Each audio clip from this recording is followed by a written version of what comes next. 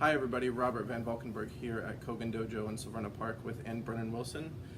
Thank you for coming out. And it is Suicide Awareness Week, and I wanted to talk to Ann a little bit today about suicide awareness, suicide prevention. Ann runs burgers and bands for suicide prevention every year in Savannah Park, and we helped sponsor that this year, and it was a really great event. Tomorrow there is a suicide awareness roll-a-thon at our affiliate in Columbia, Maryland. I'll talk a little bit about the details about that later, but that kind of made me want to have Ann come in and talk today about suicide. So thank you for coming. Yeah, thank you. Yep. It's been great.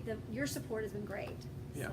Well, thank you. And I wanted to just start a little bit about how you got into being involved with suicide prevention, suicide awareness in the Savannah Park community, because I know everybody kind of has a story about everybody who's involved in this kind of thing has a story, and I wanted to hear a little bit about yours so we can kind of share some of that message. Yeah, so interestingly, you're right, everybody has a story. It's we did an event a few weeks ago, and we had I would say at least 90% of the people who came by our tables had a story about suicide prevention. For us, it's really personal, and it's kind of twofold. My son Ethan had really bad depression in high school, and it was really hard for me to see, I have to tell you, because I grew up in a trailer, first of all, and I grew up in a trailer with an abusive mom, and my life was really hard, and Ethan's life has been so good. I didn't understand, and so to be completely honest, I don't think I was the best at catching it early. I wish I'd been better.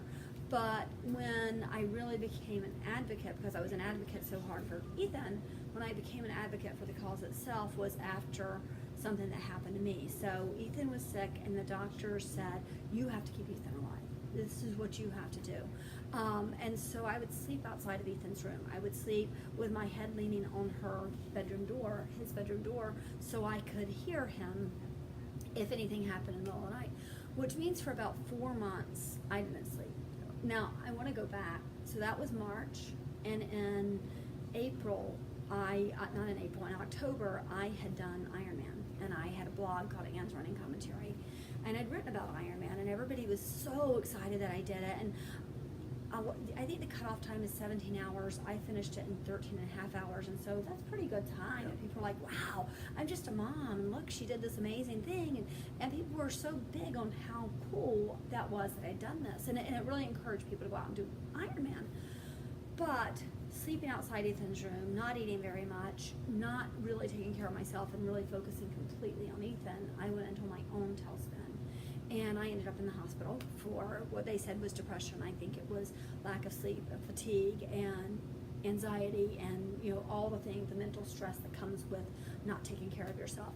But I wrote an article, and my husband hated this. I wrote an article called Psych Ward Annie, and he was really, really angry with me about writing it. And he said, I can't, this is very private. You shouldn't be putting this out there. It's not good for you. It's not good for our family.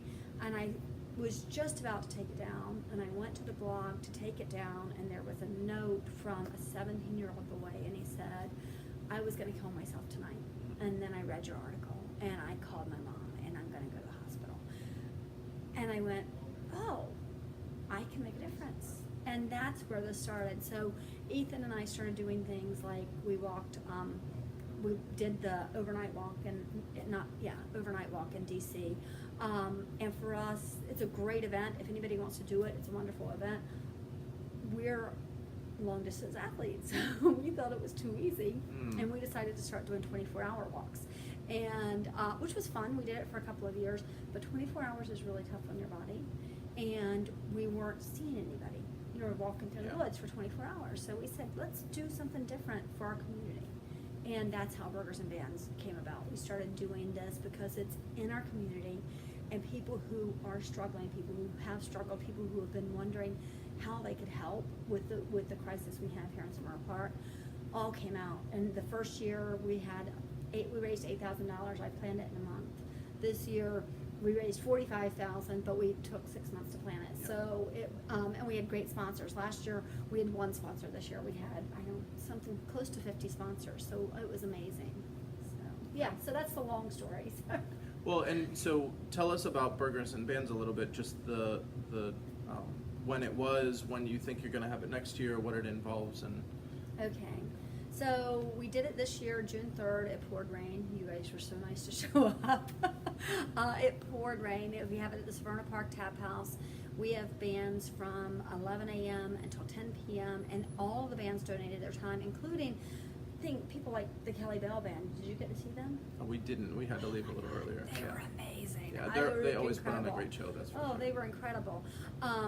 And so we do bands all day long. We have silent auctions. You're having a silent auction at your event, right? Coming Yeah, up? Becca, who runs the event, she's got a few things for the silent auction. Yeah, so we had silent auctions. We do just a lot of different things. We had WR&R gave us tickets, a lot of tickets. I can't even tell you how many tickets because they gave us probably more than they were supposed to, that we could raffle off, and we put some in the auction. I think one pair of tickets brought in $300, so that was pretty cool. But this year it looks like we're going to do it May 19th. We're waiting for confirmation from Jessica at Severna Park Tap House. I think, I hope we don't, people keep saying we're going to outgrow Severna Park Tap House. I think if we do, we'll probably just create a second event. Because this is our community, this is your community. Yep. We want it to be here. So if we need to take it and do another one, maybe in Annapolis, or somebody said Frederick is having a hard time, maybe we do it there. We're looking at taking it to Charlotte. We got a lot of things happening with Burgers and Bands. There's a lot of opportunity for sure. Exactly.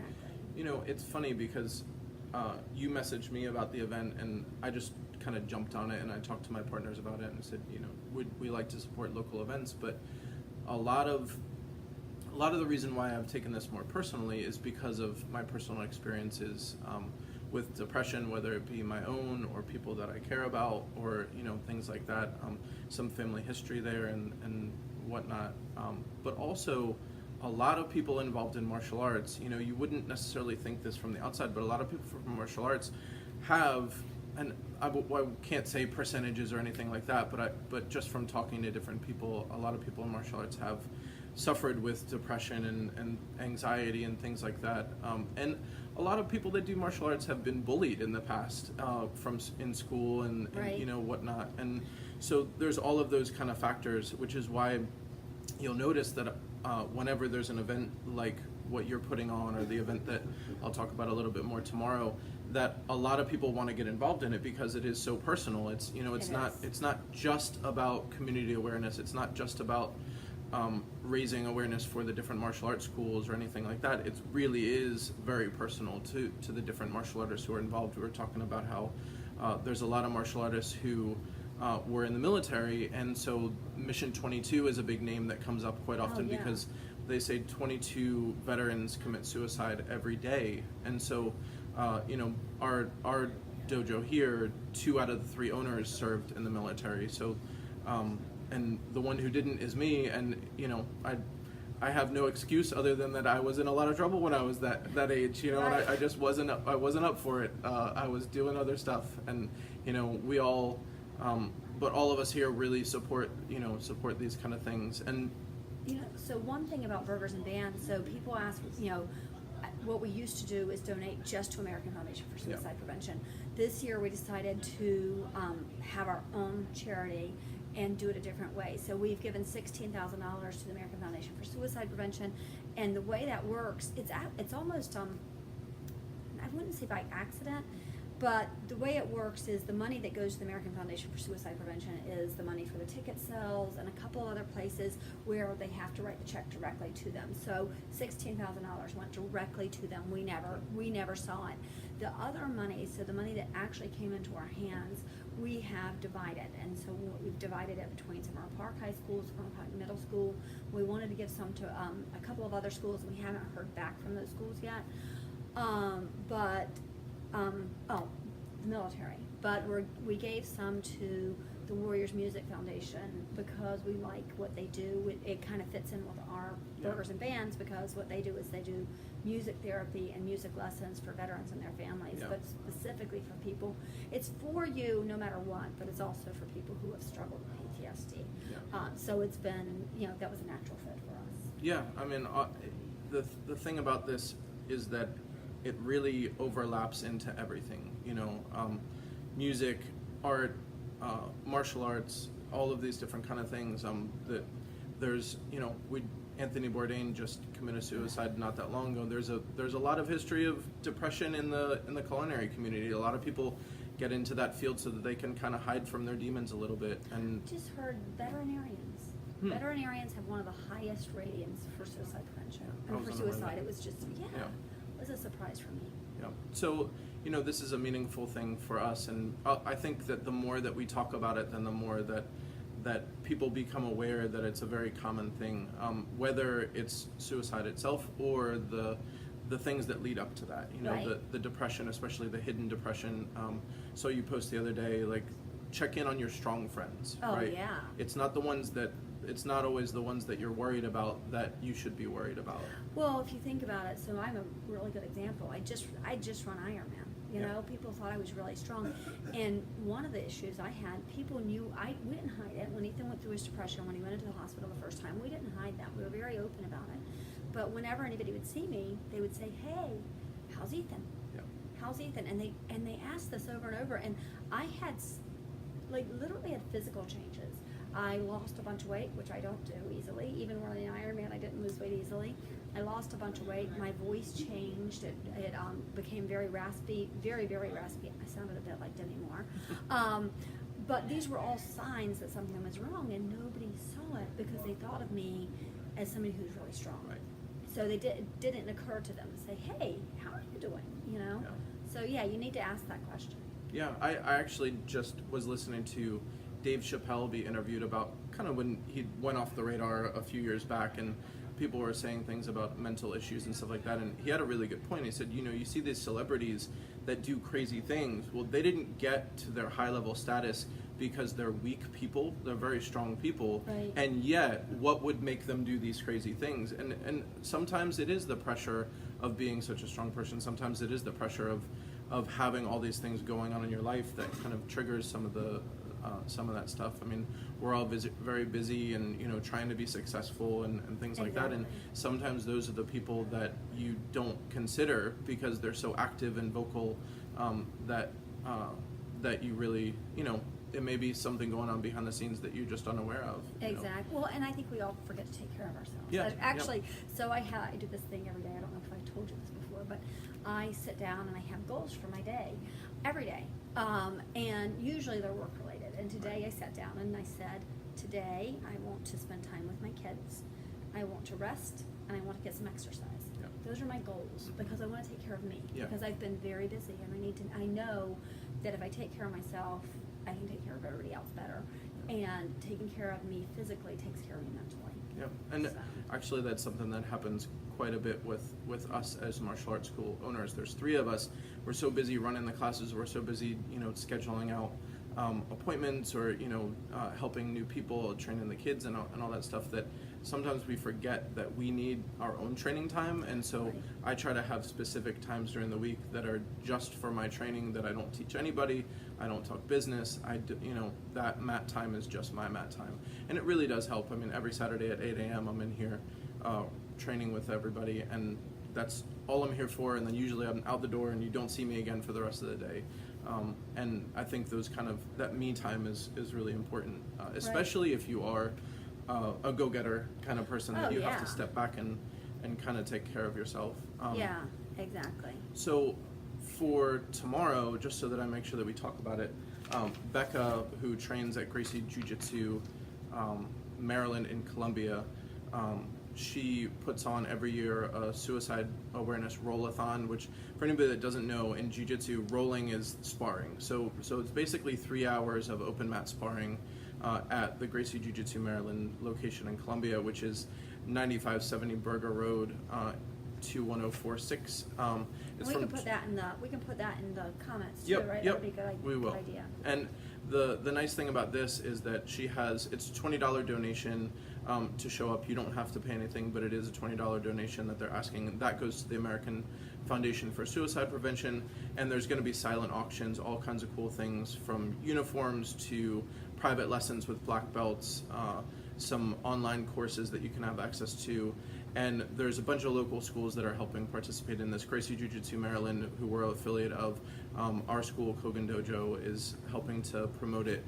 Gracie, Ground Control in Columbia, Noel Smith Brazilian Jiu-Jitsu in Glen Burnie, and Second Gear Brazilian Jiu-Jitsu in Laurel. So come out and check that out. You can check out Gracie Jiu-Jitsu Maryland at realjujitsu.com. We're at kogendojo.com. We're right in the heart of Savannah Park, 549 Baltimore Annapolis Boulevard. You guys are at burgersandbands.com. Exactly, Yep. exactly. By the way, just so you know exactly where they are, they're by the Ritas. I'm sitting here literally looking at Ritas outside. Yep. So Yep. We're right next to the pet store, Champion Realty, Rita's, Gary's Grill, all that kind of stuff. Exactly. My favorite coffee shop across the street. Oh, yeah. Who closes a little bit too early. Yeah, we got to talk to them about that. Yeah. I agree. When I'm coming in to teach classes at night, I want to stop there and get a cup of coffee, but they're closed. So Yeah. anyway, we love them. Yeah, is there anything else that you wanted to kind of talk about in terms of? Oh, yeah, we should the talk subject? about the walk. So Good. next weekend there's a walk. It's the Out of the Darkness walk and we have a bunch of community walks for the American Foundation for Suicide Prevention. Ours in Annapolis is coming up. It'll be big. It's funny. When it started, I think they said they had about 20 people who showed up the first time. We had over 1,000 people last year. We've raised over $100,000 just for that walk. You do not have to raise money. You do not have to register. You can register when you get there. You do not even have to walk the full 5K. Actually, a lot of people walk from the stadium to downtown, get lunch, and then walk back to their car later. So it's just a way of showing up and all starting together so people can see that you are not alone. Because that's our theme. You are not alone. We tell people this all the time. And you're not alone in that there are lots of people who are suffering with you. But you're also not alone, because if you need help, any of us, I can tell you, Robert's here. If you need me, I'm here. If you need Ethan, he's there. Anastasia, we're all there. So if you need somebody, somebody's there to help you. There's the crisis hotline.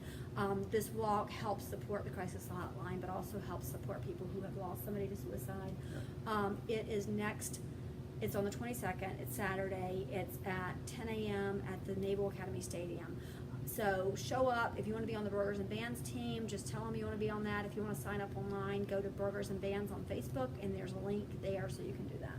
Yep, and we'll definitely participate in that next year as well, and look forward to doing more stuff with Ann. And also, just so you guys know, Ann runs a social media marketing company, Ann's Media Marketing, and social media marketing. Yep.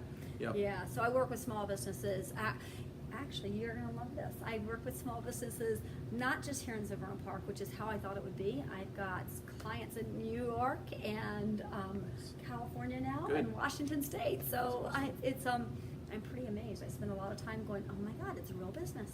Yep, that's how we feel quite often too. You know, we have had a lot of new members come in for the new school year, and you know, we're really looking at how much the community has supported us. I mean, we're still new. We've been here for a year and a couple months, and we're filling up fast. I mean, we're doing really well, and the classes are amazing. The people that come here are amazing. You've built such a community. Yeah, that's if you the whole didn't thing. see, if you guys weren't out at the 4th of July parade, Mhm. the number of people you had show up for that, not just walking, that was really cool, but the number of people we saw along the route who were cheering for you. Yep. You know, it was really, I was really impressed for a year. That was really incredible. And that's really what we set out to be, the community martial arts school, you know, that focuses on self-defense and family. And that's really what it comes down to. I mean, I was talking to one of our members today that a guy that I trained with for a really long time, or you know, for a few years, that I'd never actually met his wife and his kids, and we'd been training together for a long time at a martial arts school, and Right. they'd never come in. And about a month after we opened, I looked, and him and his wife were training in the back, and his 2 little girls were training out front, Oh, that's all at the awesome. same time. And it really was a moving moment for me, because that proved to me that what we were doing was what we were setting out to do. That we wanted to be the family martial arts school, you know, the place where my brother's kids could come train. My brother's daughter was one of our first students. My daughter eventually, when she gets a little bit older, she'll be training here. That our wives and girlfriends, you know, that you can find them in here. It's kind of a joke when we were painting the school. My brother's wife just had a little girl, and she was in the whatever they call that strap thing that you put the baby in on the front. I know what you're talking Yeah, about. and The baby Beulah. she was rolling the paint up on the walls with the baby Beulah on the front, or it might have been on her back, but yeah, I mean that's what the school is all about, and that's why things like your event are so important to us, because it's such an interpersonal, family related problem. I mean, suicide. The thing is that if it's not just about the person and the immediate people that it affects, it has a trickle down effect that isn't really talked about very much. That, if someone's, well, my grandmother committed suicide when I was very little, and there's no doubt in my mind that affected the way that my mom,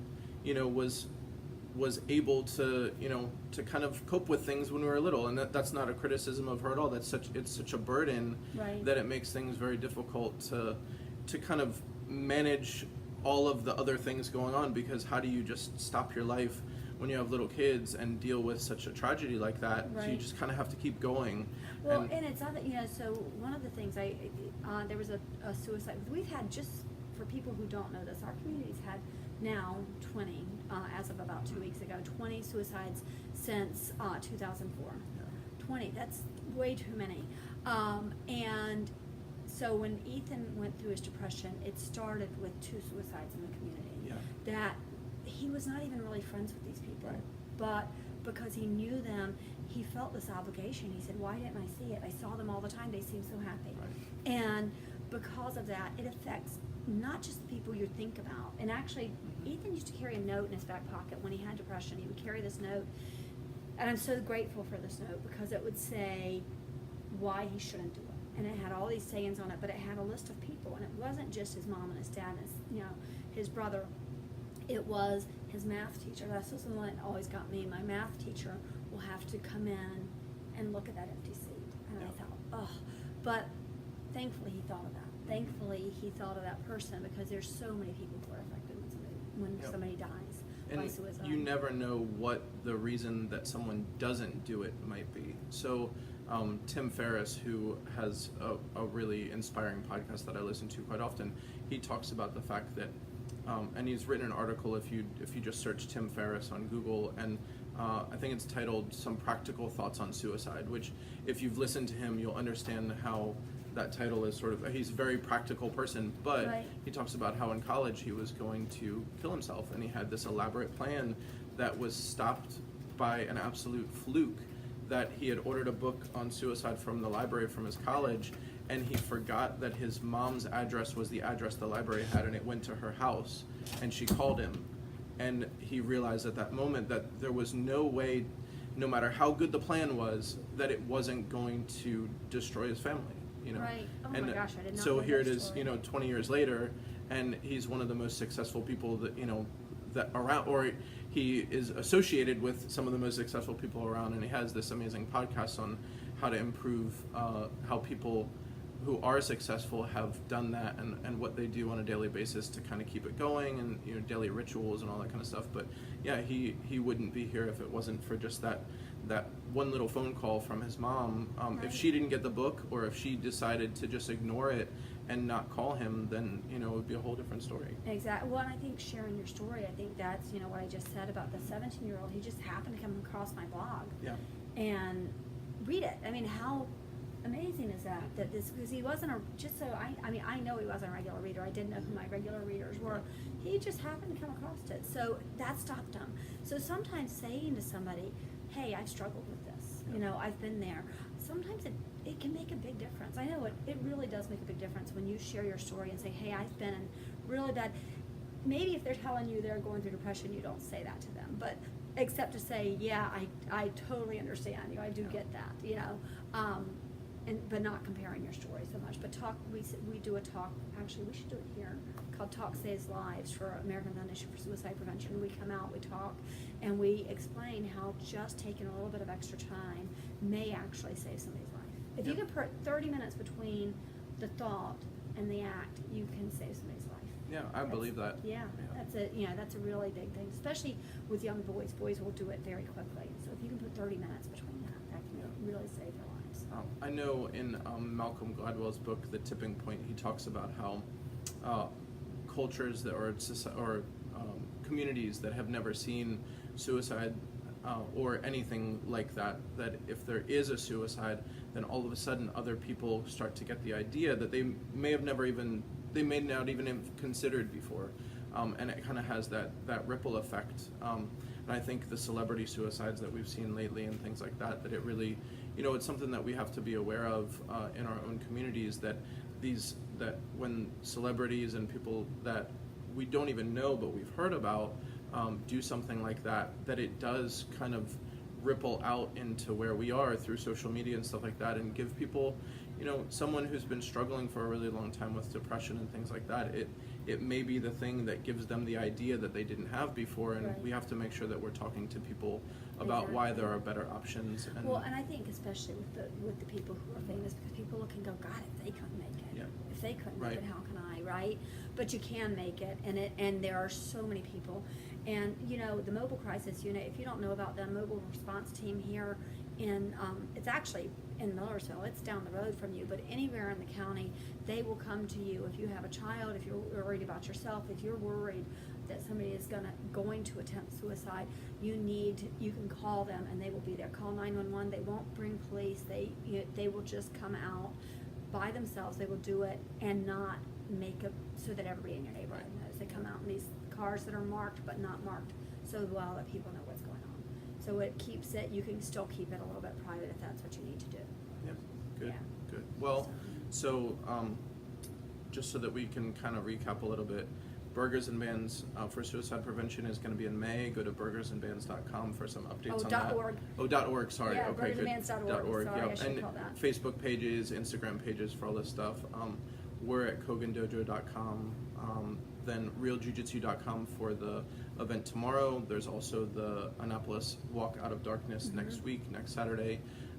And if you have any questions about any of this stuff, then leave it in the comments, or you can always private message me, and I'm sure Ann And me, as well. I'm Ann Wilson Brennan online, so if you need to reach me, you can. Yep. So come visit us, Kogen Dojo, and come support the local events. Yeah, Thank you so very much. much. This was Yep, great. Good.